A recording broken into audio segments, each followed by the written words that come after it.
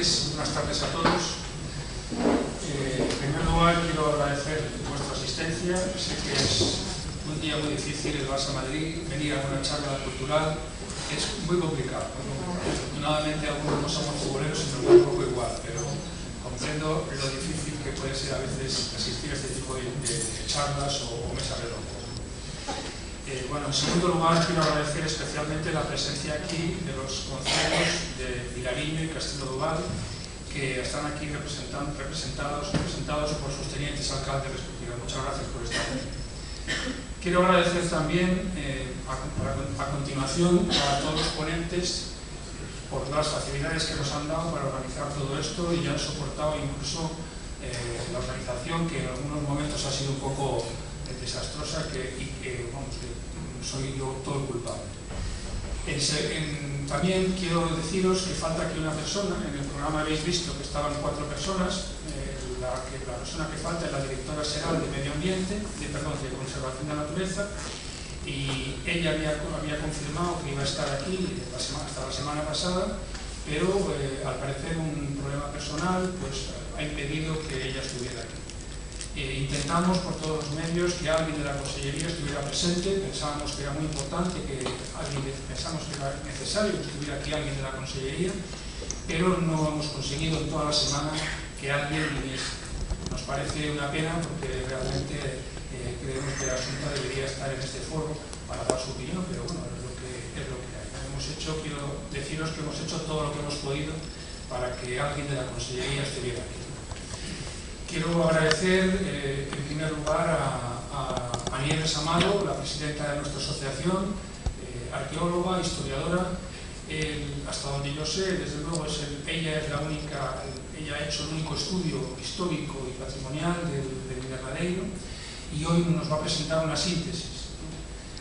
A ella y a todos los ponentes les digo que solo tenemos para cada uno de los ponentes un máximo de 20 minutos para que sea posible después que haya un debate o un comentario de lo que cada uno pueda decir, ¿no?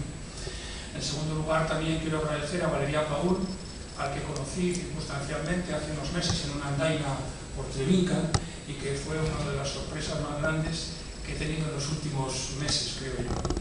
Otro enamorado del Invernadeiro, otro apasionado del Invernadeiro y además un científico que yo creo de reconocido prestigio, ¿no? Él es profesor de la Universidad de Santiago de Compostela de Geografía y además estudioso y experto del Invernadeiro. Creo que era necesario que él estuviera aquí en esta mesa de hoy, ¿no? Y por último también agradecer a Castor Gago, amigo, vecino de Berín y además presidente de la Xunta Consultora do Parque, ¿no? Una personalidad, yo creo que conocida por todos, muy trabajador, conocemos a Castor, me consta que hace todo lo posible por mejorar el estado y la gestión y el uso del Parque Natural del Invernadero. Por último, ya voy a terminar, lo que quiero decir que estamos aquí fundamentalmente porque creemos que el uso y gestión del parque es mejorable, manifiestamente mejorable. Como sabéis, el parque se creó en el año 1997 y desde el año 1999 que se publicó el decreto de uso y gestión del parque prácticamente no se ha modificado nada, ¿no?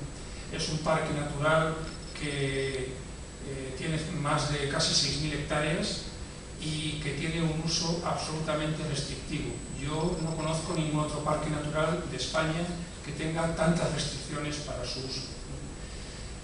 Me parece extraño y he indagado precisamente cuántas visitas llegan al invernadero y en el año 2015 las visitas eran poco más de 1.000 visitas al año. Si tenemos en cuenta que seguramente el 80% de estas visitas son escolares, pues hay que tener en cuenta que es un parque que realmente los ciudadanos no lo disfrutan. Y si encima los criterios de acceso son muy restrictivos, pues es muy difícil realmente poder disfrutar de este parque natural. Hay opiniones de todos los tipos, yo creo que hay también personas que opinan que debe permanecer así. De hecho, en fin, hay mucha gente, un número de gente importante que piensa que debe permanecer así. En cualquier caso, desde la Asociación Cultural Monterrey, Cultura y Territorio, creemos que es necesario abrir el debate público sobre el Parque Natural del Invernadero. Creemos que el uso y gestión del parque debe intentar mejorarse y queremos hacer nuestras propuestas. Para esto hemos juntado en esta mesa redonda a los que creemos que son los mejores expertos que nos van a permitir aprender sobre cómo está el parque en este momento. Bueno, y sin más, voy a dar la palabra a Nieves Amado, en primer lugar, para que nos hable del pasado del invernadero. Muchas gracias.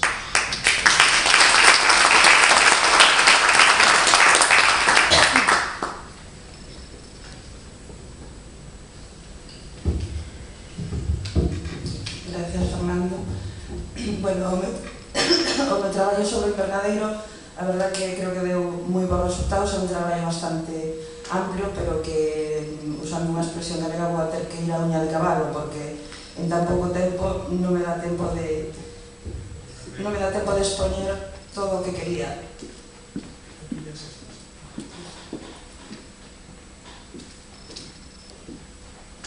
Bueno, así que vou a pasar bastante deprisa. A localización, supoño que máis ou menos todos a coñecedes, no sureste de Galicia, no concello de Vilariño de Conso, e con lindeiros nos concellos de Sandrexa de Queixa, Laza e Castelo do Val, que é por onde ten a súa entrada. O relevo é moi montañoso, está formado por 3 dorsales entre as que fluen os ríos case paralelo Ribeira Grande e Ribeira Pequena, que son afluentes do Camba, e que forman os vales máis grandes.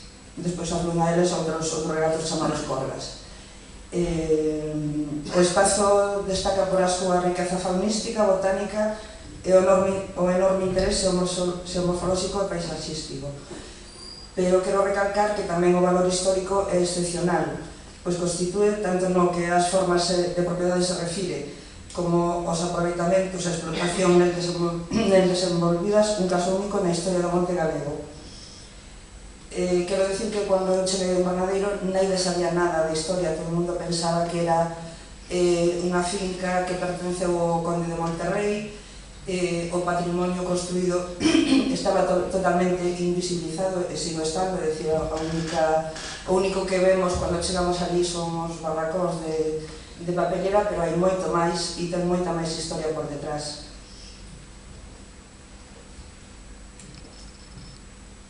Como teño que ir moi deprisa, voume ir a historia xa para atrás. Hoxe en día pertence ao concello de Vilariño de Conso, pertencente á parroquia de Prado Albar, pero antiguamente non era esa a adscripción histórica que tiña. O invernadeiro constituíu desde a alta Idade Media o límite máis occidental da diocese de Astorga. foi o límite entre os conventos bracarense e asturicense, pertencer sempre ao asturicense. Isto ten importancia porque Roma respetou a organización anterior, prerromana, como estrutura básica do seu territorio e sobre ela estableceu o dominio político, militar, económico e religioso. Estes macrolímites deberán de estar moi ben definidos. Ainda ahora, por suposto, pertence á diócese de Astorga. Neste caso, a definición entre a Serra de Queixa e o Invernadeiro son naturais, son as vertentes de augas, pero deberán de existir moitos marcos naturais e artificiais que hoxe están desaparecidos. E digo isto porque, non sei se está resolto, pero había unha polémica con Chandresa de Queixa de unha franja de terrenos que non se sabía moi ben a quen pertenecían. Isto non sei como está ahora, pero eu penso que ese linde no que o Invernadeiro ahora ten menos hectáreas das que se supuña que tiña, eu penso que é unha usurpación histórica, porque os veciños de Chandresa, como en todo o Monte Galego, pasaban a pastorear no Invernadeiro e, bueno, vanse quedando cas terras, non? Pero non sei se eso está resolto ou non, eu aí non me meto.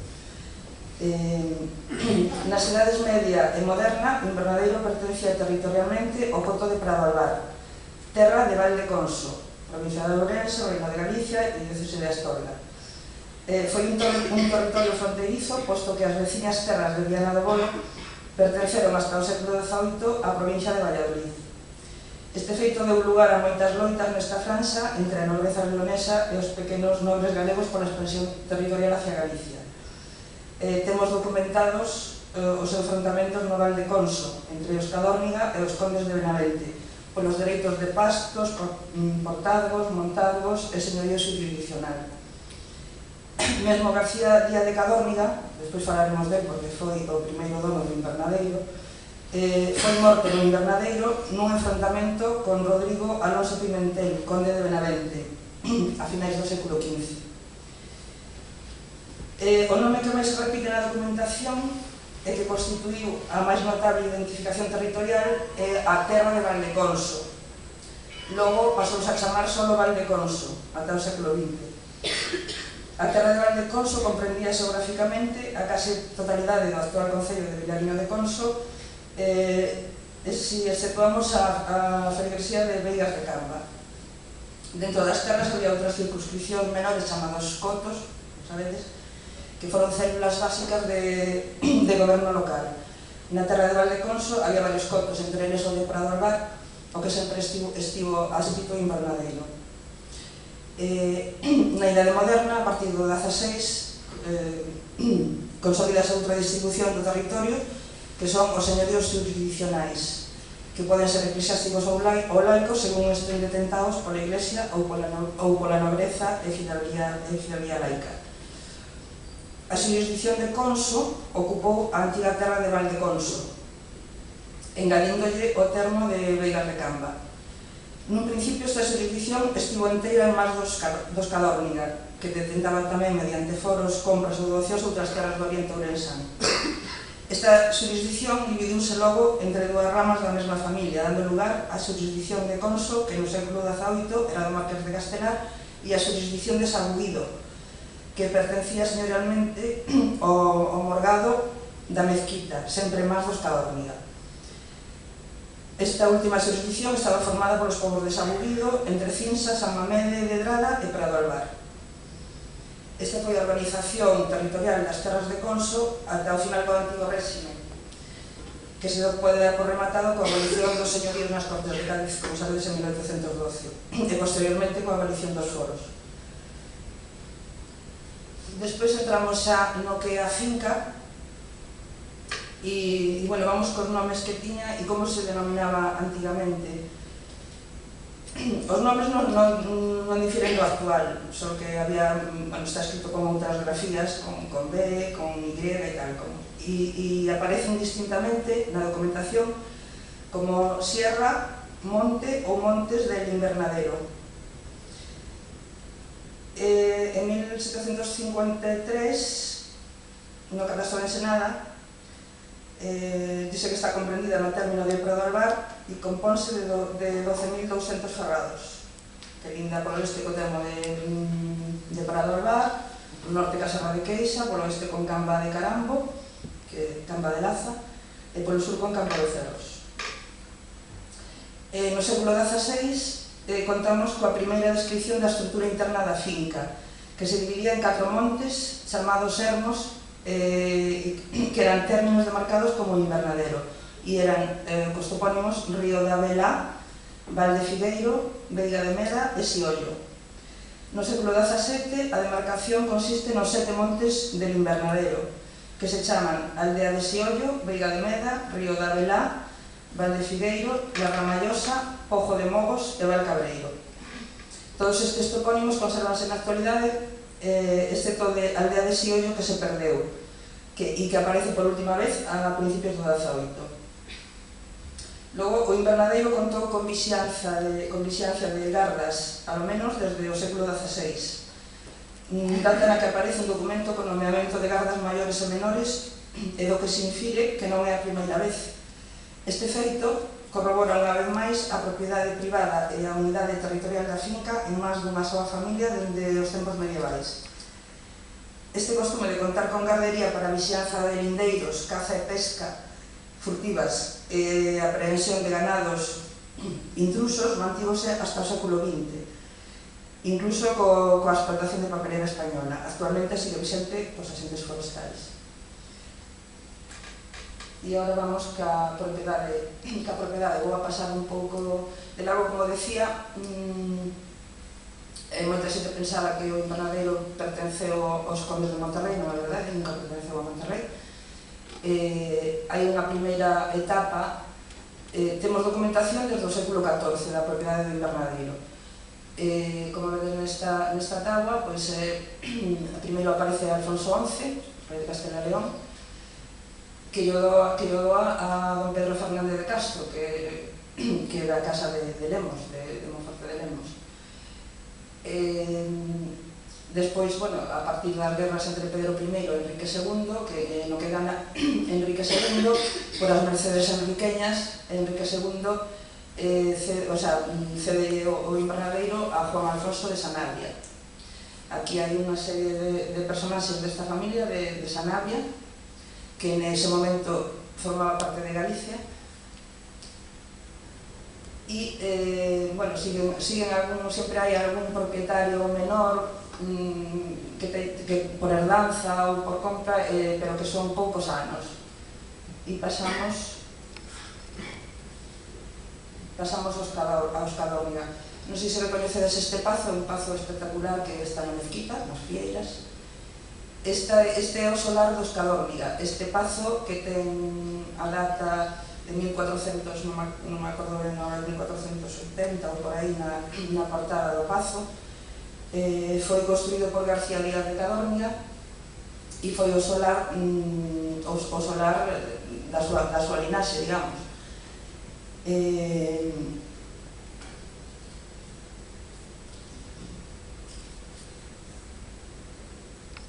O primeiro desta saga, non o constructor do pazo, sino o primeiro desta saga é Pedro Díaz de Cadorniga.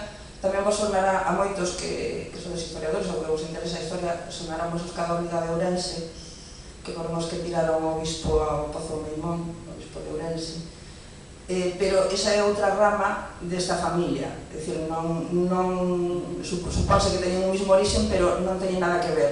Hai historiadores que confunden as dúas ramas, que non saben moi ben, pero vamos, esta rama que señorea sobre todo o oriente ourensano e con solar na Mezquita. Como vemos aquí na tabua, Pedro Díaz de Cadorniga compra por 20.000 maravedíes as terras e dereitos señoriais de Valdeconso e parte das Frieiras. Pero, neste caso o que nos interesa é que dentro das terras de Valdeconso está incluído o invernadeiro. E os Cadorniga estuveron alineados con Pedro I, el Cruel, pero a pesar de que quitaron, digamos, as súas prebendas por perder a guerra e ganar a Enrique II, eles volvense a facer con estas terras por medio de compra.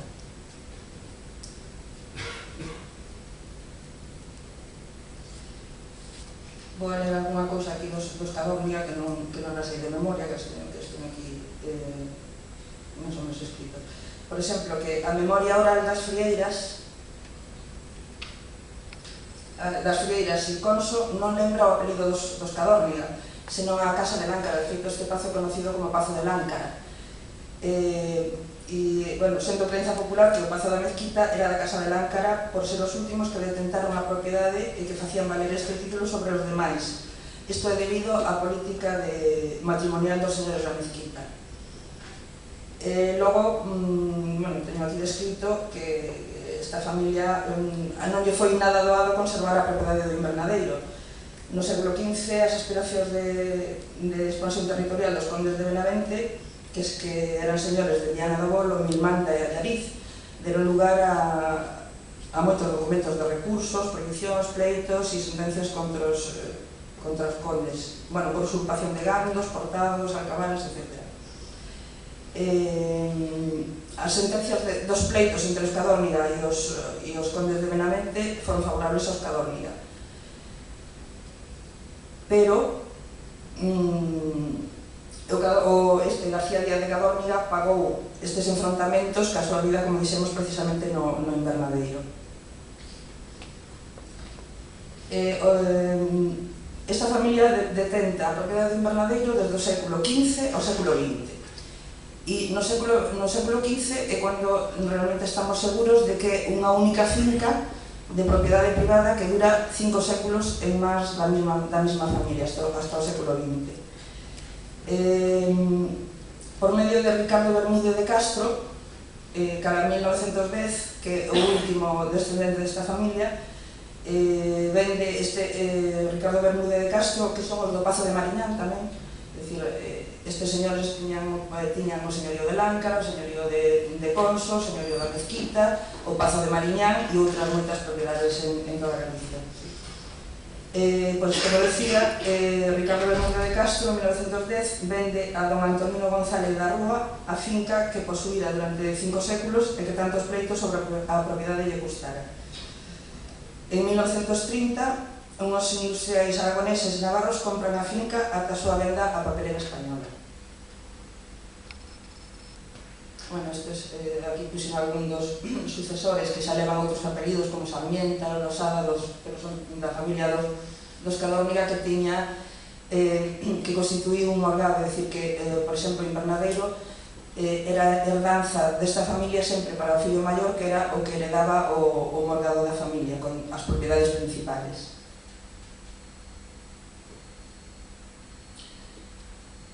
Como decía, estes Bermúdez de Castro eran señores de Láncara, Bergondo e Mezquita. E chegamos á terceira etapa de propiedade, que é a papelera española. Hai moita xente que pensa que o invernadeiro é un paisaxe espectacular, desde logo, pero que é un paisaxe prístino, virxe, e non é verdade. Estuvo moi explotado e podese dicir que dos montes do Macizo Central seguramente foi o máis explotado. A terceira etapa, como digo, de propiedade é a papelera española Sociedade Anónima, unha empresa que tiña sedes en moitísimos lugares da península, pero que era vasca. De feito, en Campo de Cerros esta empresa era coñecida como os vascos, chamaban os vascos. A papelera compra a finca do invernadeiro en 1949 aos señores Escoriaza e Salazar por 3 millóns de pesetas e vende a inmobiliaria Navarra en 1980 por 267 millóns de pesetas. Aquí están máis ou menos estes propietarios, que a papelera estuvo 30 anos ou 40, non recordo moi ben, pero bueno, por exemplo, Escoriaza e Salazar estuveron poucos anos, tuveron a propiedade de poucos anos. Como decía, compranlle aos señores Escoriaza e Salazar por 3 millóns de pesetas e vende a inmobiliaria Navarra por 267 millóns. Despois do incendio de 1979, que, como sabedes, calcinou 4.000 hectáreas de terreno, que era a maior parte das inversións realizadas na finca, E durante os 30 anos que detentou a propiedade cambiou a fisonomía, os usos e a explotación dunha finca cun inmobilismo de máis de 6 séculos, tanto na propiedade como nos aproveitamentos. Bueno, a imaxe actual do invernadeiro é sobre todo na parte física a paisaxe industrial fosilizada, planificada e executada por Papelera Española. E na parte inmaterial e imaginaria, a memoria e a pegada das actividades e dos duros traballos ali dos alimentos tecnolóxicos ali desenvolvidos. Bueno, logo sabemos que hai moitas historias persoais desta comarca, das comarcas limítrofes de Viana, de Valdeorras, de moitísima xente dos povos da comarca de Monterrey que traballaron ali e que, bueno, que tuveron relación co invernadeiro. Casi todos os habitantes da comarca de Monterrey, despois xa acabo de decir, sin ler.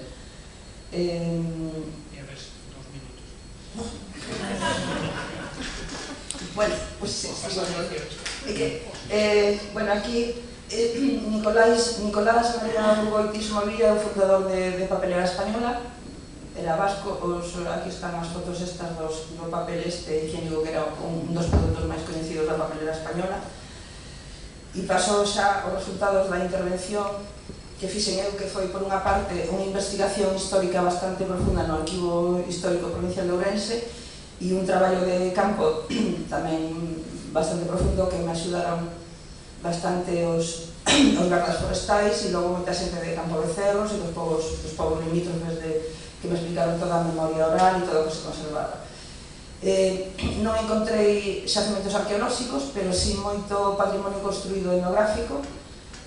Aquí poño 50 elementos etnográficos e 27 elementos de patrimonio industrial. E logo, unha cousa moi importante que a mí me deixou impresionada foi o arquivo de Papelera Española no Invernadeiro, que está na Ribeira Grande, ali nunha caseta, cando eu estive, bastante estragado, con moitísima humedad, e que interesantísimo, é dicir, que aí poden salir teses para falar do patrimonio industrial e de como... Porque é que Papelera Española tiña todo escrito, todo, con moitísimos mapas, bueno, é unha maravilla. 61 caixas arquivadoras das que eu fixen algunha foto de documentos que me interesaban, pero que supoño que seguirán ali e que eu propuse que se escaneara, que se entregara ao Arquivo Provincial de Ourense e que quedase unha copia escaneada no Invernadeiro ou en moitísimos outros sitios para que non se perda esa documentación e que poda os investigadores ou os curiosos que poda acceder a esa investigación digitalizada. Aquí, neste plano, estas manchas que vedes son onde se concentran sobre todo os elementos de patrimonio na ribeira pequena, sobre todo, na ribeira grande, na pista da Ortiga, no Rocín, no río da Ribeira Grande, estas manchiñas son minas de ferro, e logo no cortalumes perimetral, que tamén hai por aí varias cousas. Moitas gracias, Fernando. Quero agradecer especialmente a asociación o feito de terme invitado a participar nesta xornada a beira destes dous ilustres ponentes. E digo isto porque, inda que... Sí, gracias. Inda que non tiña charlado con ela, o adaxo ese de por sus obras les conoceréis, non podo decir de que a Nieves Amado Rolán a coñecía pola súa obra, que me parecía interesantísima, que eu te decía dai uns días a Fernando se estaba publicada, me teimaba que non, pero bueno, debo ser un privilexiado que eu teño unha copia do que tú fixes. Me parece increíble, eu estaba convencido de que efectivamente se estaba publicada, pero me parece increíble de que isto non este publicado, de aí de que isto e alguna outras colaboracións que hai e algunhas outras informacións e incluso, bueno, pois parte desas lendas, podríamos chamar urbanas, que hai respecto ao Invernadeiro, creo que merece a pena que se xan publicadas, sobre todo que non se perdan de cara a historia.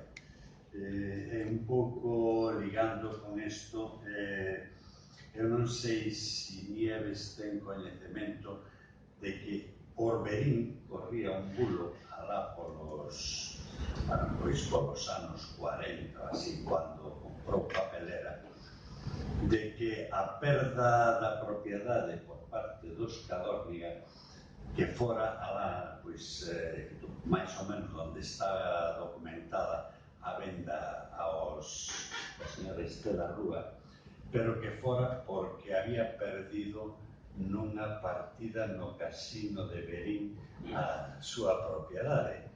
Eso, alo menos, eu recordo de varias fontes o telo oído, de que o señor do Invernadeiro que o perdera no casino de Berín, e parece ser que incluso este señor da Rúa, na colaboración de algún de Berín, se habían feito algún tipo de trampas. Creo que non está de máis de que este tipo de lendas, que ainda hai algún protagonista que se pode documentar un pouquinho máis, que non se perderan así como todo o traballo riguroso que ti levas feito. A verdade é que tamén, voltando ao tema do Val da Iglesia, hai moitísima curiosidade por detectar algo. Eu sei que Víctor, aí presente, os axentes medioambientais que ao longo do tempo teñen estado aí, e algúns outros curiosos, pois pateamos por ali a ver se topamos algún vestigio, ou nós somos moi torpes para topalos, ou realmente é bastante difícil de que Aparecerán, que aparecerán. No, algún día aparecerán. En todo caso, pois mesturando un pouco co que pretendía decir despois, eu creo que o meu concepto é que o Invernadeiro é de todos. Como é de todos, eu invito que, a pesar de que é un descoñecido por múltiples razóns, afortunadamente está doado acercarse hasta ali en primavera, en verán, en outono e en inverno. A mí moitas veces me ten preguntado cando é máis bonito o Invernadeiro. Eu digo que en calquera das estacións é precioso porque realmente o é. Anteriormente xa había, porque non quero entrar en temas legislativos, pero hai, dicen que cando algo se quere que non funcione, se crea unha comisión ou unha xunta. E, bueno, a verdade é que xuntas respecto a materias medioambientales, pois hai moitas. En todo caso, en cada parque hai unha xunta consultiva. Concretamente están creadas por unha lei de 2001, que é a Lei de Conservación da Natureza, e, bueno, eso foron creadas como tal, e logo despois unha serie de decretos foron dando ou creando as xuntas consultivas de cada un dos parques naturais que hai en Galicia.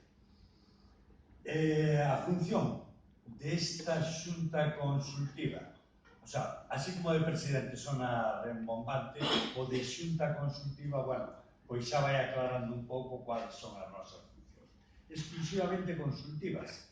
E, bueno, esta lei que citaba antes, a Lei 9/2001, entre outras cosas, no artigo 42, pois fala do que son as xuntas consultivas e dos fins pos que son creadas. Entre outras cousas, para colaborar na xestión dos espacios naturais protegidos, que estará composta por un presidente da misma, un director de espacio natural, asegurando en todo caso a representación dos municipios, dos propietarios dos terreos, neste caso o propietario do terreo, o Parque do Invernadeiro se diferencia de todos os demais, porque ten un único propietario, que neste momento somos todos os galegos a través da Xunta de Galicia. As persoas e entidades que representen os intereses sociais e as entidades cuxos objetivos fundamentais coincidan coa finalidade do FAI. En definitiva, a mí me corresponde, sin entrar en temas, digamos, así de puristas de normativa, me corresponde coordinar pois un grupo de persoas, baixo o meu punto de vista, moi numeroso, a verdade, moi pouco participativo, de persoas que a nosa función as actuacións e os presupostos do que se plantexe, en este caso, facer no ano seguinte no Parque Natural do Invernadeiro, é o que considero que é a nosa función fundamental, que é propoñer actividades. Os parques se rixen fundamentalmente, e dai esta rixidez que hai respecto ao parque, pero que todo é revisable, por un plan de uso e xestión de cada un dos parques. Bueno, pois, ese plan de uso e xestión do Parque Natural do Invernadeiro, feito no ano 2012, baixo o meu punto de vista, e creo que coincide comigo bastante xente da que o estudiamos con unha certa profundidade, é tremendamente mellorable, e, bueno, teño conhecimento que por parte da Dirección Xeral en este momento se encargou xa unha modificación, ou mellor dito, a ser posible, un novo plan de uso e xestión. Entendo de que é bastante restrictivo o que hai en este momento, pero tamén entendo de que todo isto ten que ir hacia unhas finalidades concretas, que isto é unha propiedade dos galegos, é unha propiedade excepcional, porque, como diremos máis adiante, e incluso, bueno, pues, as persoas que me acompañan o poden decir probablemente incluso con maior rigor científico que a min, é unha zona excepcional que debe ser usada, disfrutada, respetada e conservada. E todo iso se pode facer en perfecta armonía. Por que no seu momento, eu que xa viña de volta de moitas cuestións, aceptei ser presidente desta xunta consultiva? Pois vos vou a comentar. Hai algo, eu de neniño, e digo neniño con 5, 6, 7, 8 anos, tuve xa unhas certas vivencias que me marcaron. Me marcaron porque ainda hoxe a recordo, despois de moitísimos anos. E era cando baixaban os sábados á tarde os camións que na parte de atrás de traer carga traían persoas e viñan as persoas apiñadas. Moitas delas, e algúns destos camións paraban, recordo que era así pos nenos, oi, aí ven o camión do Luís de Cerdedelo. Bueno, pois era un camionciño pequeno con caixa de madeira que transportaba pois unhas 50 ou 60 persoas hacinadas na parte de atrás e que viñan a parar a descargar a súa mercancía humana diante da casa de meus pais, concretamente na fonda do señor Agripino, que era un señor de Campo de Cerros, que tiña unha fonda na calle Mariano Carrero, e outro camión tiña e paraba na fonda da señora Leticia, que era xusto enfrente na mesma calle. Nós, naquel momento, con aquela mentalidade de nenos, pois nos parecían, víamos aquelas películas de romanos, de esclavos, máis no cine Buenos Aires, cando íbamos ás 5 da tarde, pois aquelas persoas nos parecían algo relacionado cas películas que víamos, porque efectivamente pensar que non había faltado nin un metro desde a saída de Verín ata o Invernadeiro, en pleno Brao, moitas veces que viñan sin lona, no Brao viñan sin lona aqueles camións, bueno, pois a xente viña con 10 centímetros de pó en todo o corpo.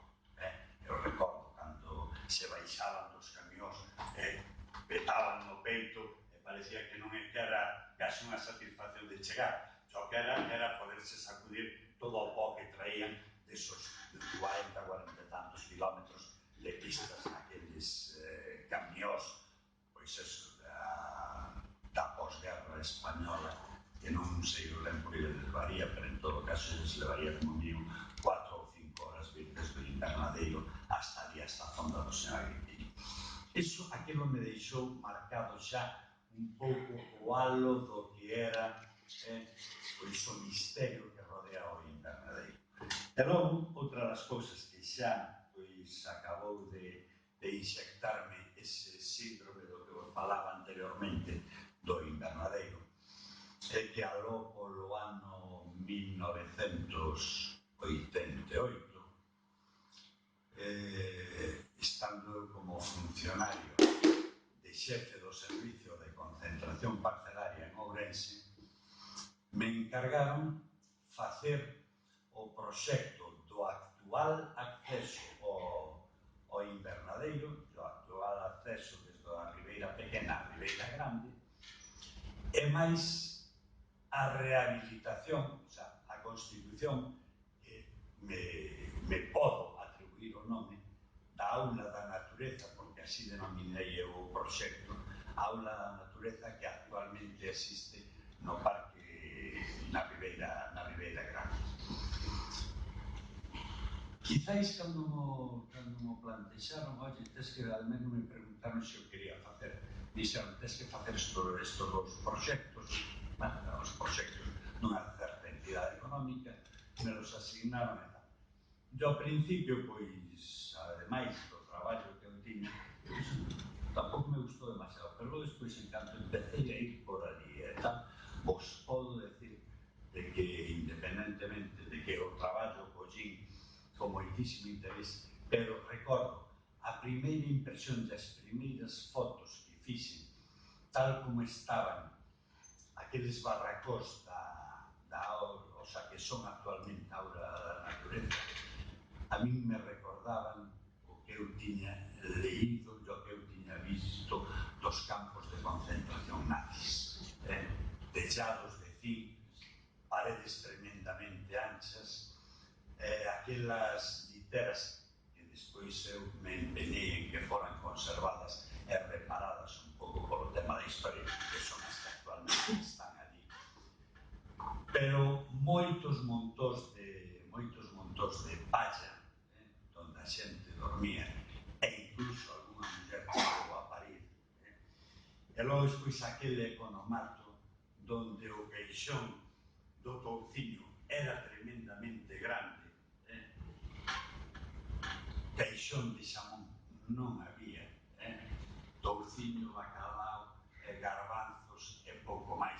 Iso era o que había no economato, e era, digamos, as licencias que se podían permitir os que ali traballaban de vez en cando, porque o resto era aproveitar toda a semana e comer o que levaban da casa, se efectivamente duraba, e comprar pan un día e deixalo 2 días, porque se estaba o pan mol, se comía moi pronto e non rendía, e se estaba duro, pois xa se comía un pouco menos e parecía que mantiña un pouco máis. Coñecendo todas estas historias, tendo coñecido a algunha persoa que había traballado ali facendo buratas e algunhas señoras plantando pinos ou traballando nos viveiros, pois a verdade é que aquilo me entusiasmou hasta tal punto de que intentei, cando fixen o proxecto daquilo, o non derribar ninguna parede, aproveitar, pois creo que pechei unha porta e abrí unha fiestra, e todo o resto, a distribución a fixen respetando un pouco o que había. Lóxicamente, o que non podía respetar, porque se metía moitísimo conmigo, era aquel tellado de zinc moi aburatado, e que se entraba auga por moitas partes, porque ademais estaba un pouco sobreelevado, e cando viñan os ventos dominantes da parte norte, pois por debaixo do zinc entraba auga, e me imagino que se mollarían incluso as persoas que ali pretendían pernoctar. Aquilo, pois, como digo, foi o que todas esas vivencias que eu tive ali foi o que me induciu a cando me propuxeron aceptar a presidencia desta xunta consultiva. E ainda sabendo que era unha xunta consultiva que non ten absolutamente nada de executivo, o que sí me propuxen é facer propostas a través desta xunta de propostas individuais do que podía ser melloras. E, bueno, pois coincidiron eu fui nomeado presidente da Xunta Consultiva no ano 2013, xa un ano de certas restriccións económicas, e as propostas que eu fui facendo e que continuo facendo as dividí en dous apartados. Unhas propostas que non requerían inversións económicas e outras propostas que efectivamente, pois de manteñemento, conservación e incluso de mellora que requieren investimento. Eu sempre dixen de que os responsables políticos do tema é que así os investimentos no invernadeiro son diferentes aos investimentos que pode haber en calquer outro parque, por dúas razóns. Unha, porque é un parque de características totalmente diferentes pola súa orografía, pola súa fauna, pola súa flora e pola súa ubicación. Pero outra, por ser propiedade de todos os galegos, administrado pola Xunta de Galicia, o cual, cualquier un euro que se invista aí, invístese por unha banda en beneficio de todos os galegos, sempre cando este ben investido, e por outro lado, ese mismo euro queda en patrimonio de todos os galegos por ser un investimento en algo que sea propiedade de todos nós. De todas formas, pois este argumento parece ser que debe ser un pouco peregrino porque, a pesar de terlo reiterado moitas veces, non implica de que teña habido máis investimentos no parque. Desgraciadamente pasamos unha época de limitacións económicas e digo baixo un punto de vista do que pode ser a conservación e a mellora do Parque Natural do Invernadeiro. Perdón, non me extraña, tería moitísimas máis cosas, pero en todo caso vou ser sintético e respetuoso con todos vos. Que quero decir? Cual é de, a partir de agora, o meu desexo de que poida ser o futuro invernadeiro? Primeiro, que todos os que queirades, xunto con todas as persoas que poidan ter sensibilidade ao respecto, vallades ali as veces que queirades, porque, entre outras cousas, vades a ser, non me consta, moi ben recibidos e vades a disfrutar de cualquier tipo de actividade. Por outra banda, a min me gustaría, e dado a circunstancia de que ahora se está facendo un novo plan de uso e xestión que, ademais de todas as iniciativas que nós xa temos recopiladas, algunhas porque nos las dicen dos concellos, outras porque nos las dicta o sentido común, outras porque a medida que vas vendo, pois ves que hai certas cousas que ou se conservan ou, ao contrario, no futuro o gasto de conservación vai ser exponencialmente moito máis alto. E o que os digo é que nos dedes todas as aportacións que estimedes oportunas, porque, sin lugar a dúdas, o que si vos garanto é que non van a caer en saco. Todo. Anualmente temos unha xunta consultiva na cual, participan os máximos órganos da consellería responsable do invernadeiro. Ou ben a conselleira ou no seu lugar a directora xeral, que vai seguir sendo a mesma, e os órganos intermedios.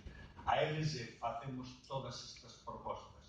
Probablemente, eles teñen a capacidade de ir priorizando, pero se nós tamén temos a capacidade e a necesidade de irse dicindo de que o invernadeiro non pode morrer de obsolescencia, todo o patrimonio que hai no invernadeiro hai que revitalizar, e algunhas cousas non costan cartos. A min hai un tema polo cual teño especial sensibilidade, e con isto remato, Fernando, que me gustaría compartir con todos vos.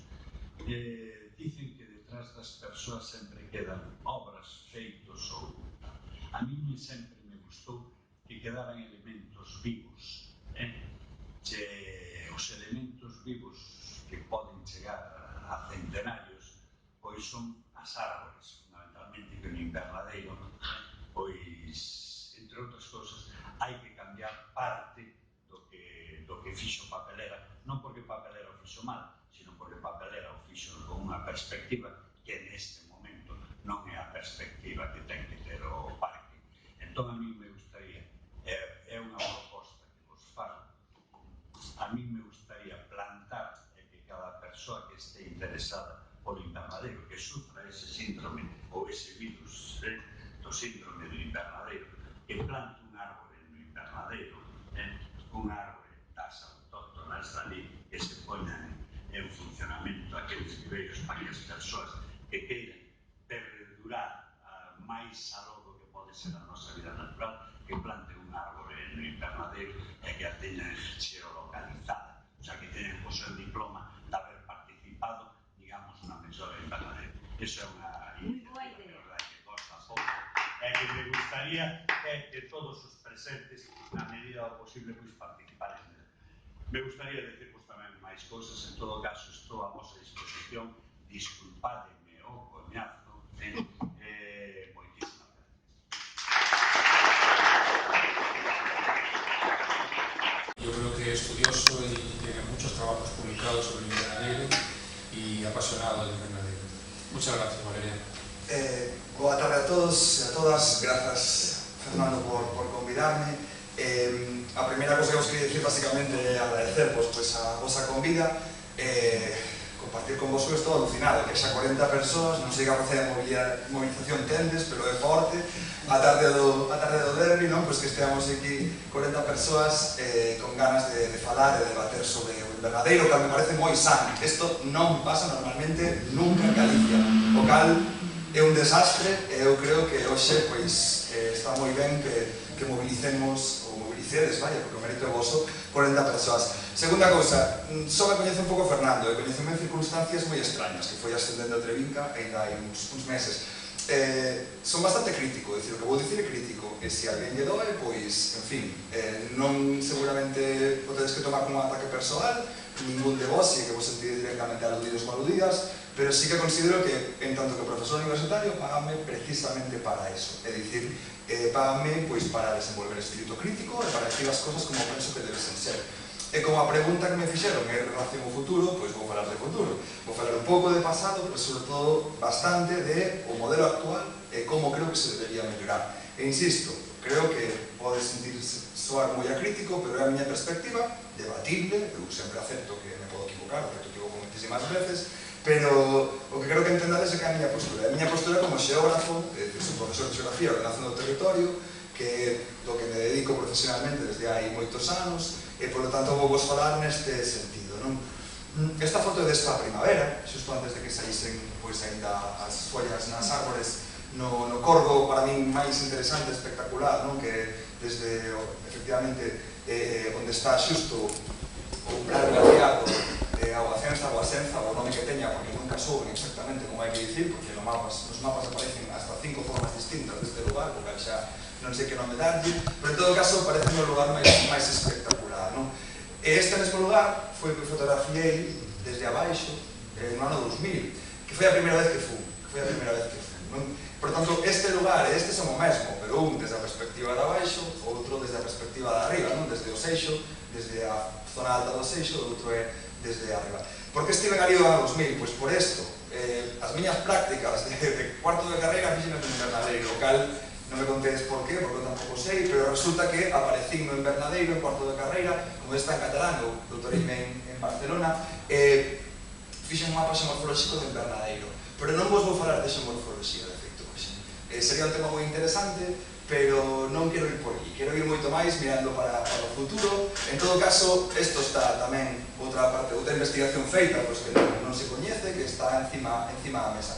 Anos despois fomos os alumnos, cando xera profesor, en 2008, fun cos alumnos, estivemos de turismo da Universidade de Vigo no campus de Ourense, estivemos mirando pois que facer, pareceu que é moi interesante, estivemos debatendo moito sobre que facer, e iso pois acabou reflectido en parte nun artigo que escribín, que está disponible en internet, sobre precisamente uso turístico do invernadeiro, que é accesible, e despois tamén os alumnos escribiron unha reflexión sobre que facer, o que eles pensaban, que non comparto necesariamente, pero eu sempre digo que os alumnos teñen que ser propositivos, que está publicado neste libro, de acordo? Entón, é para que saibades que cousas hai feitas, digamos que hai moita crítica xa acumulada, non? E despois, publiquei un artigo nun libro que publicou o Ministerio de Medio Ambiente sobre precisamente o cambio na paisaxe no invernadeiro nos últimos anos. Cal é o punto de partida? Pois, que se coñece? De vegetación hai un traballo excelente feito no 77. É certo que a vegetación do 77, a vegetación actual, cambiou bastante, pero hai do mellor que se fixo en Galicia, tamén cousa rara, porque en Galicia o tema da vegetación tamén daría moito de que falar, está feito, é xusto do invernadeiro, un libro de Castro Viejo. Hai unha controversia moi interesante sobre a vegetación do invernadeiro, moi de fondo, sobre se é máis mediterránea ou máis atlántica, para entendernos. Esta é unha cuestión moi complicada, pero que en parte se está podendo solucionar nestes momentos porque temos unha serie climatolóxica xa nestes momentos de bastantes máis anos e determinadas cuestións que estaban en penumbra, eu creo que nestes momentos xa se podrían empezar a dicir. De historia, en fin, teño un experto aquí a man esquerda, co cal pouco podo engadir, isto xa se sabe, efectivamente hai que publicalo porque verdadeiramente clama o ceo que non estea publicado.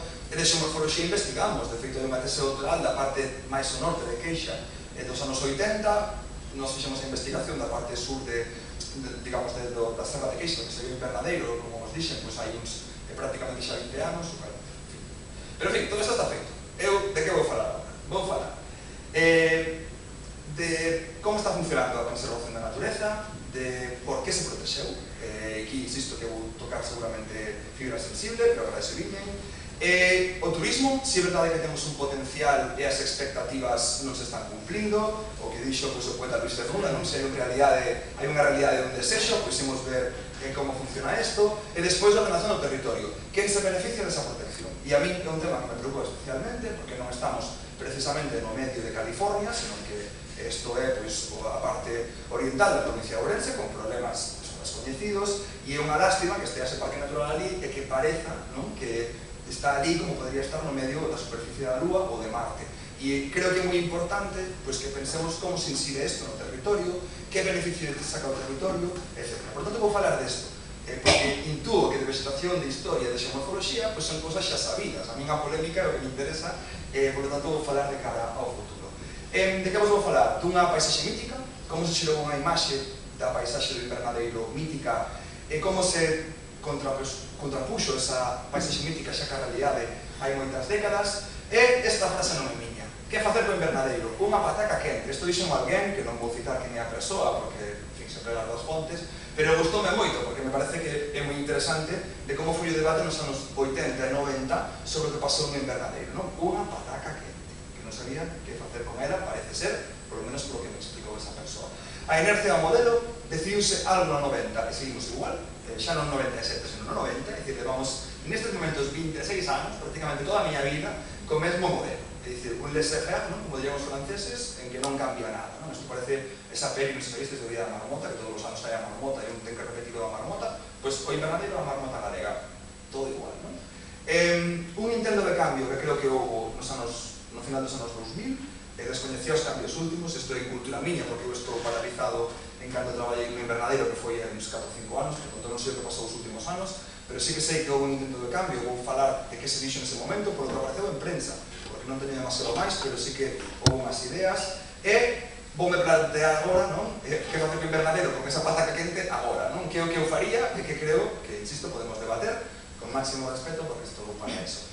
Paisaxe mítica, citas moi longas que non vou poder ler, porque senón Fernando me vai botar fora, pero o que sí que quero dicir é que temos probas, polo menos desde os anos 30, e estou falando non de o que falou Nieves desde a Idade Media, senón que estou falando dos últimos anos de un mito sobre invernadeiro, intrincadas montañas, vegetación espléndida, bosque bravío, bosques tupidos, este paisaje de bosque, los aspectos y paisajes de la Galicia arcaica, é dicir, a idea de que o invernadeiro era o paraíso.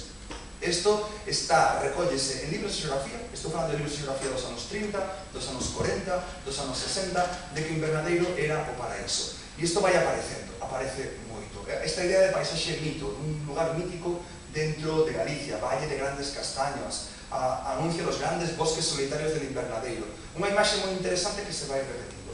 Por que este mito? Este mito de bosque remoto, tupido, inalterado. Ben, o primeiro que creo que temos que ter en conta é que todo isto son citas de persoas que seguramente non estiveron ali.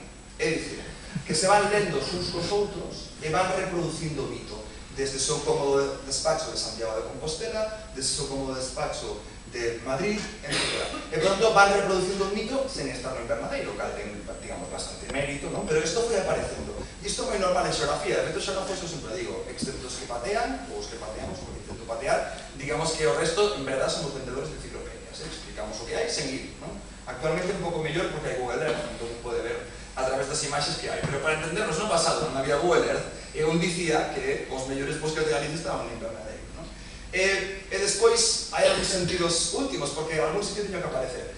Pode ser pola idea esta da memoria, dunha memoria inconsciente da riqueza deste lugar e desta finca indivisa que chegou hasta o século XX, pode ser, na liña que acaba de explicar Nieves, ou pode ser, porque eu creo, e isto é máis unha idea miña, non o teño claro, que hai, desde hai polo menos 150 anos, un intento de búsqueda dun bosque puro en Galicia, dun bosque mítico. Isto pasa o mesmo no Teixadal de Casallo, en Carballeda de Valdeorras, a idea de que hai que buscar un bosque, e crease ese mito, normalmente de xente que non estivo nunca, nin no un nin no outro, nin en Invernadeiro, nin en Teixadal, pero crease esa necesidade de buscarlo, non?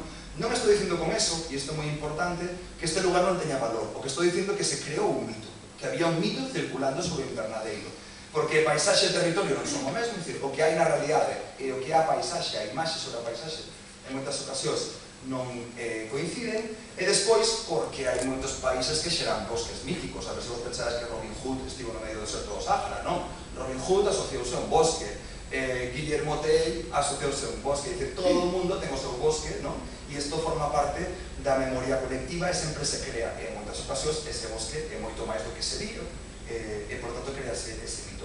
Cando se rompeu o mito? Pois, se non me equivoco, o mito rompeuse no ano 1927. Cando houve unha misión botánica que foi ali. Por qué? Porque leu o mito e dixo, imos ver os bosques. Entón, unha serie de profesores da Universidade de Madeira, que non era ainda ninguna das universidades actuais, pero foron, e nesa expedición chegaron á conclusión que era un lugar que é pobre, que é moi pobre en especies, que toda a vegetación son brezos, retamas, non? É dicir, para entender os matos, non hai árboles, non? E pequeñas masas de vegetación arbórea justo nas orillas, non?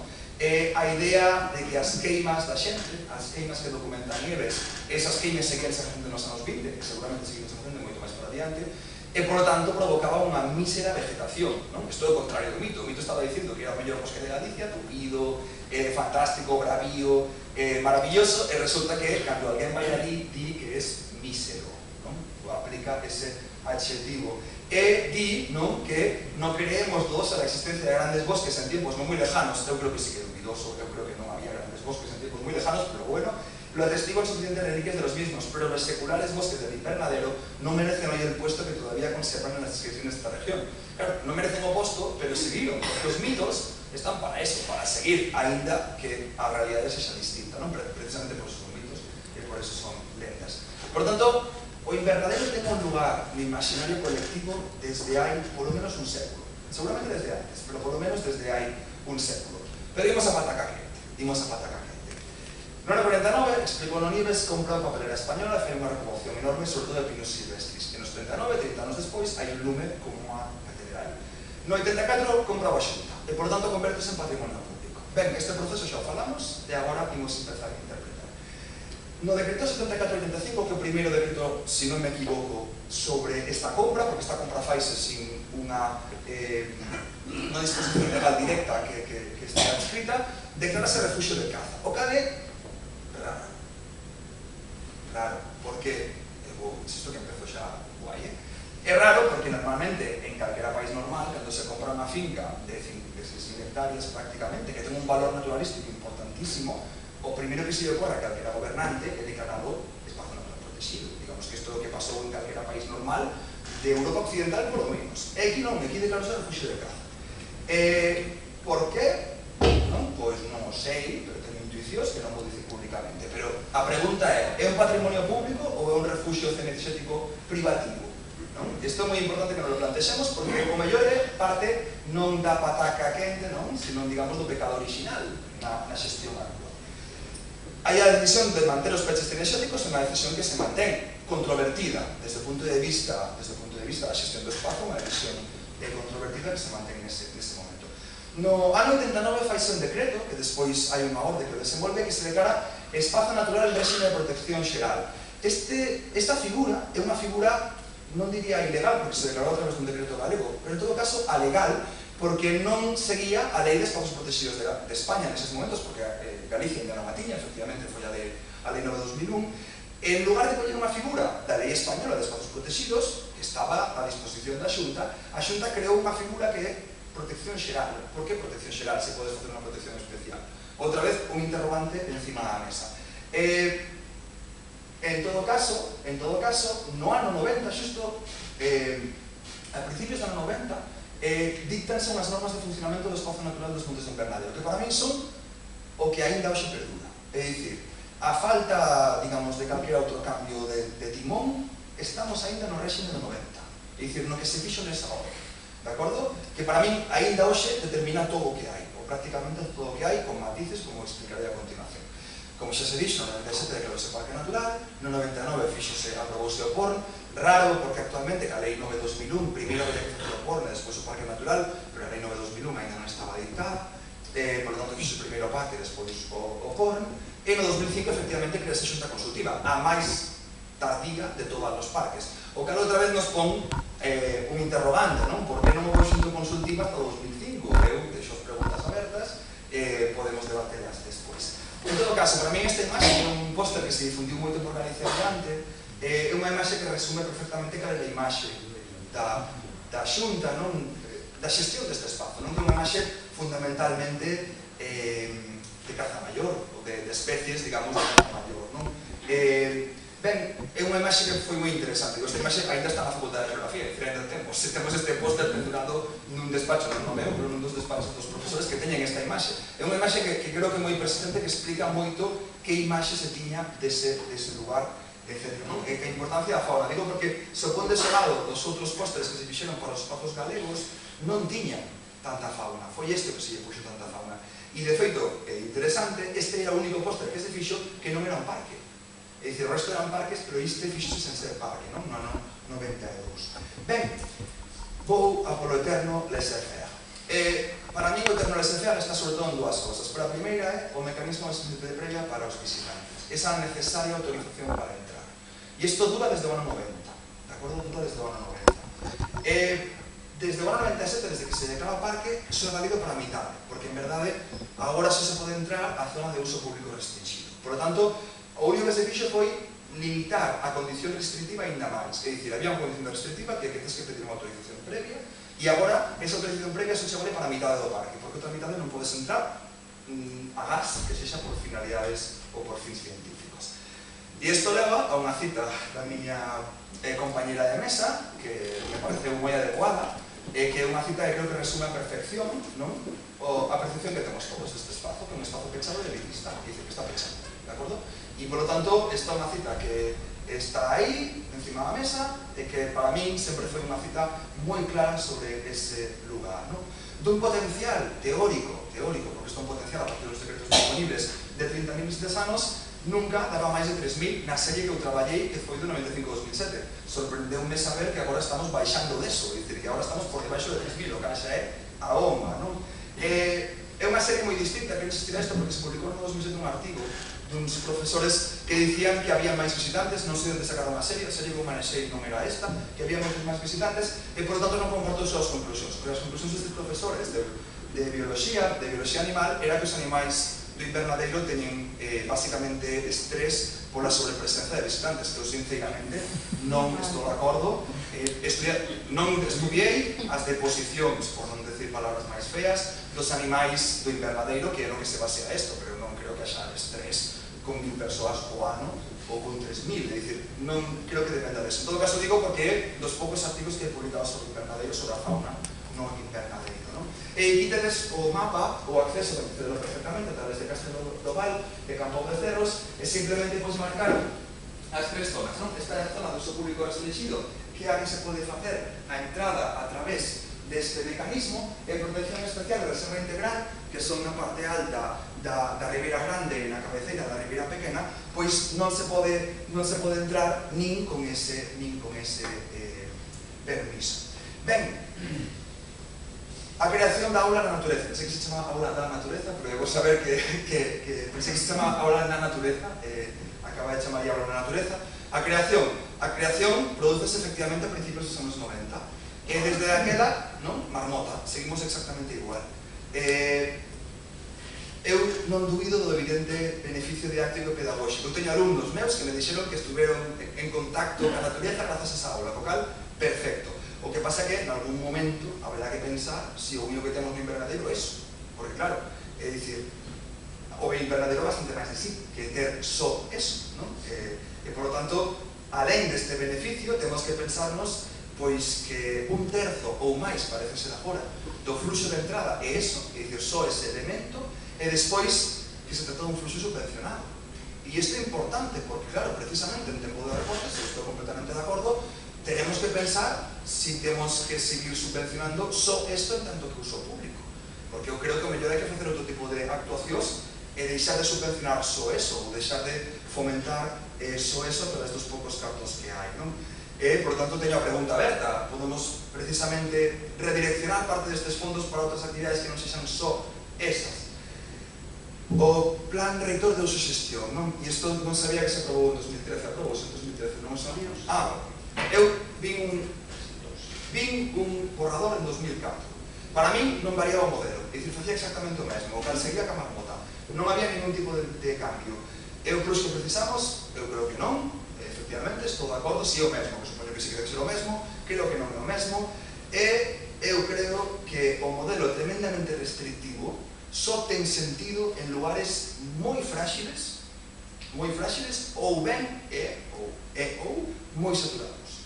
Nin unha condición nin a outra se cumpre no invernadeiro. O cal nos temos que plantexar se temos que seguir con este mecanismo de peche. De acordo? Toda a finca perimetral está chea destes cartéis. A mí estes cartéis doanme, como galego, efectivamente, como propietario deste lugar, non? Que o primeiro que che diga a administración é prohibido paso, home, pois creo que hai outras maneiras de fomentar, digamos, o amor pola montaña da ciudadanía, non? Que nos poñan prohibido paso, non? Xa sei que, en fin, é a norma que hai, pero temos que pensar, non? As cousas. E, pois, vou dicir o que pasa en Australia, en Canadá, en Colombia, non sei, as fotos que pensei este mediodía mentre preparaba isto, porque en Australia, en Canadá, en Colombia, o que che dime entra aí dentro, porque isto é teu, non? E isto é normal en calquera país normal.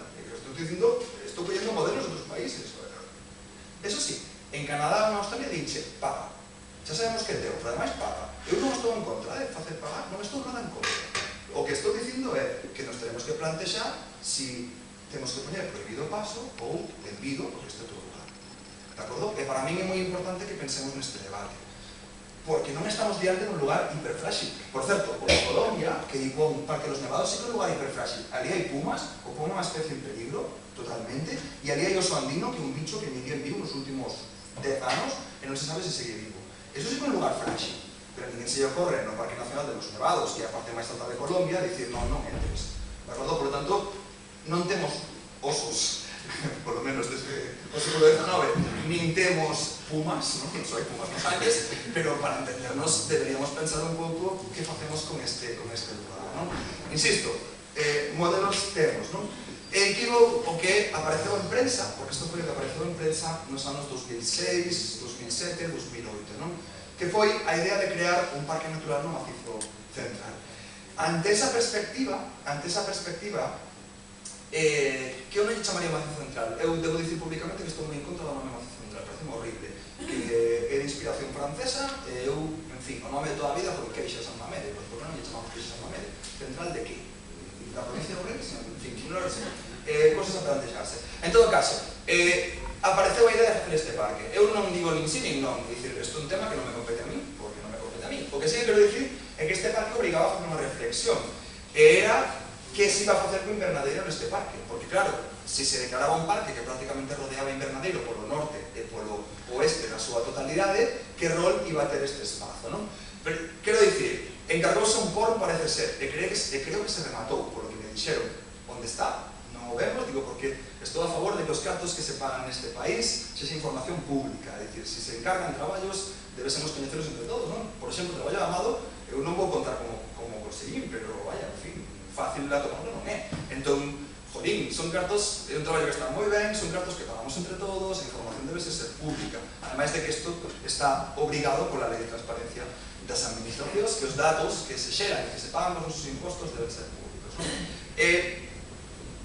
Cal era o rol? Pois segundo se dixo en prensa, eu non o sei, pero segundo se dixo en prensa, o invernadeiro iba a ser a reserva dentro dese parque. De acordo? É dicir, un espazo aínda máis pechado do que xa está. Porque reserva integral, polo menos pola linguaxe que temos a nivel internacional, implica directamente prohibición de entrada. Insisto que pola linguaxe que hai, non sei exactamente, porque non vi nunca o documento, de cal era a intención. Por lo tanto, reserva integral, prohibición. Unha idea que non era para nada nova, de feito non é nova. Eu sempre son moi partidario de mirar a historia, non a historia a longo prazo, senón a historia máis da conservación, porque xa nos anos 70 díxose que se tiña que declarar un parque natural de Queixa e San Mamede e que a parte de reserva integral tiña que ser un invernadeiro. E isto está feito por un documento publicado por daquela polo MOPU, porque o MOPU tiña competencias hasta finais dos anos 70 e principios dos 80 en cuestións de conservación da natureza. No mellor, para min o mellor documento que se fixo nunca en Galicia sobre espazos naturales protegidos que este, unha proposta do ano 79, e que aínda de hoxe, porque se propoña aquí non se conseguiu, o cal, en fin, digo porque eu nací no 79, é dicir, aínda estamos nun estadio anterior a este documento, que ás veces fai moitas cousas onde como propostas que son moi válidas que están neste documento, que estaba a idea de declarar ese parque natural e que nunca se chegou a declarar. Ben, diferencias... Sí, quedan moi pouco. Sí, totalmente. Causas que se cambiaron nese momento. Houve un programa experimental en 2007-2008, se non me equivoco, non sei se continuou, non o sei, pero en 2007-2008 houve un programa experimental, que foi a primeira vez, se non me equivoco, que se eximiu de pedir autorización previa, de acordo? Foi a primeira vez e única que o saiba, pero pode ser que haxa outras, non o sei. En todo caso, houve minibuses, houve media de intervención ambiental, pero como dicimos en catalán, porque digamos que teño un 50% catalán, e é xo que o paga, e quen paga para isto? Porque claro, digamos que para mí tamén é importante que pensemos en que se gastan os cartos, como se están gastando e para que, non? Entón, como isto se podría aguantar? Pois eu creo que se fixo nun momento bollante, que foi pre o que todos sabemos que pasou a partir de 2008, que non me atrevo a describirlo. En fin, promesas de infraestructuras diversas. E por estas promesas vou dicir o que eu li en prensa. Ademais dos tres que xa existen, Centro de Recepción de Información e Aula na Natureza, que eu les en prensa, neses anos, por eso digo que foron anos bollantes, porque na prensa apareceu todo, li. Que se iba a crear un museo de vida cotiá na cantina Colomato, non se creou, pero falouse dese museo. 2, que na estación de tren de Campo Becerros, ademais do albergue de peregrinos, iba a haber un centro de visitantes. 3, que se iba a facer un centro de información Vilariño de Conso, apareceu en prensa. 4, un centro de interpretación dos parques naturales en Ourense, con mención directa ao invernadeiro, que creo que é unha obra que está fantasmagórica por ali. 5, un parque da fauna anunciado no Plus. Sinceramente, 8 equipamentos para o invernadeiro, habendo 1000 visitantes, é moito. Non sei se vos dades conta. Por tanto, o mellor en lugar de xerar tanta verborrea de facer 50.000 cousas, deberíamos pensar se hai que facer algo novo, que non o sei, e sobre todo que hai que pensar en que facer co que temos. E máis que non, pensar en 5 equipamentos novos. Isto da prensa, non estou inventando eu, xúrolo, que eu simplemente me dedico a ler la región e pouco máis. Creo que hai unha saturación total de infraestructuras e todo isto, facer todo isto e declarar o parque natural de Macizo Central quedou en nada. O cal, digo que isto foron unhas ideas que estiveron en circulación a finais dos anos 2000, isto que eu saiba non se chegou a facer, non? Como sabedes, está aí a estación, etc. Ben, e agora remato xa a pataca quente hoxe. E agora sí, xa lanzo moitas ideas para que a xente se enfade comigo. Primeira cuestión, revisión urxente do modelo instaurado no ano 90. Urxente, é urxente. Levamos 26 anos. En algún momento habería que revisarlo e chegou seguramente o momento. Primeiro, eu creo que unha propiedade pública ten que estar a servicio da ciudadanía. E aquí, en calquera parte, pero desde logo aquí. Por lo tanto, debésemos pensar neste mecanismo, non? E se menoscabo dos valores existentes que están, non ten un medio ultra fácil, vulnerable, nin ten unha saturación de visitantes. Por lo tanto, o mecanismo da autorización previa parece un exceso de prevención. Habría que pensar nun modelo distinto. É a miña idea. E para algo, desde os anos 80, falase de desenvolvemento sustentable, é dicir, aquel desenvolvemento que é capaz de satisfacer as necesidades da sociedade sin cargarse ao medio ambiente. Estamos non? E pechar, o que dixo Nieves, este espazo pechado elitista. O sistema de autorización previa, para mí, vicia todo o sistema e deberíamos pensar en algo distinto. A xestión turística máis moderna, por que pasa, non? Por o que me dedico eu, coordenación turística. Evitar novas infraestructuras para mí non son necesarias, non precisamos máis cemento, é por lo menos a miña idea. O que precisamos é máis sinerxias ca contorna, é dicir, que o contorno se beneficie deste espazo e co resto de queixas San Mamede, porque o sendeirismo ten moitísimas potencialidades. Actualmente todos os sendeiros son circulares desde o propio invernadeiro, porque non conectamos co resto? Porque está aí, é o mundo que está, é o seu contorno, pois facer sendeiros que nos permitan chegar a Cabeza da Manzaneda, chegar a Requeixo, chegar a outras aldeas que están na contorna, non? E creo que non ten que representar custos. Eu non estou falando de construir cousas, estou falando de cambiar o modelo, de cambiar o chip, non gastar máis cartos, non? Isto é unha foto desde o avión, 2008, non? Se miramos este espazo, non? Este é xusto a Ribeira Grande, non? A cabeceira, claro, desde o avión vese clarísimo que a Ribeira Grande, non? Está o Seixo, non é máis que o sur da Serra de Queixa, pois hai unha conexión natural, porque forman parte do mesmo sistema. Por que non propiciamos esa conexión, non? E, finalmente, unha ordenación territorial moderna que para mí pasa por evitar o modelo de reserva integral. Non estou a favor, eu puño un interrogante, pero non estou sendo comedido. Eu creo que non, hai que evitar ese modelo.